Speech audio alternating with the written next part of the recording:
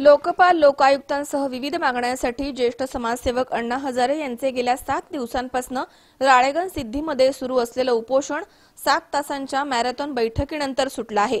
मुख्यमंत्री फडणवीस यांनी मागण्यांबाबतचं पत्र अण्णा हजारे यांना दिल्यानंतर उपोषण मागे घेण्यात आलं।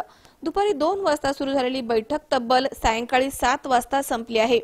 शेतकऱ्यांना हमीभाव मिळावा, कृषी मूल्य आयोगाला स्वायत्ता मिळावी, स्वामीनाथन आयोग कोणताही अडपडदा न ठेवता लागू करावा अशा भूमिका अण्णांनी मांडल्यात। मुख्यमंत्री फडणवीस यांच्या हस्ते लिंबू पाणी घेऊन हजारे यांनी उपोषण मागे घेतलाय। यावेळी राळेगणमध्ये जलसंपदा मंत्री गिरीश महाजन, केंद्रीय संरक्षण मंत्री सुभाष भामरे, आदर्श गाव समितीचे पोपटराव पवार, सामाजिक कार्यकर्ते सुरेश पठारे, जयसिंग मापारे यांच्यासह सर्व राज्यामधून हजारो अण्णा हजारे समर्थक इथे मोठ्या संख्येने उपस्थित होते।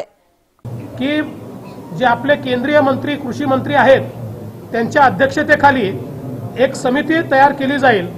अण्णांच्या वतीने माननीय सोमपाल शास्त्रीजी हे त्या समितीमध्ये असतील आणि अजून काही सदस्य त्यात असतील आणि या समितीने थोडा आचारसंहितेचा कालावधी असल्यामुळे साधारणपणे 10 महिन्यामध्ये हा संपूर्ण म्हणजे या वर्ष ऑक्टोबर पर्यंत या संदर्भातले सगळे शिफारसी करायचे आहेत आणि या शिफारसी सरकार त्या शिफारसींवर कारवाई करेल आणि याच्यामध्ये हे सगळे मुद्दे या समितीच्या कार्यकक्षेमध्ये देण्यात आलेले आहेत आणि ही समिती स्वतः कृषी मंत्र्यांच्या अध्यक्षतेखाली त्या ठिकाणी करण्यात आलेली आहे।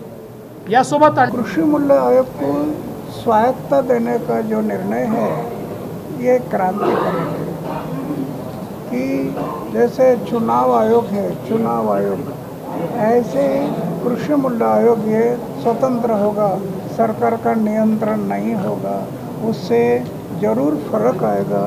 किसानों के खेती को सही दाम मिलेगा, उससे बदलाव आ जाएगा। तो ये कुछ बातें जो आज हुई है इसमें मैं समाधानी होने के कारण मैं मेरा अनशन अभी छोड़ देता हूं। विनोद गायकवाड, सी 24 तास, पारनेर।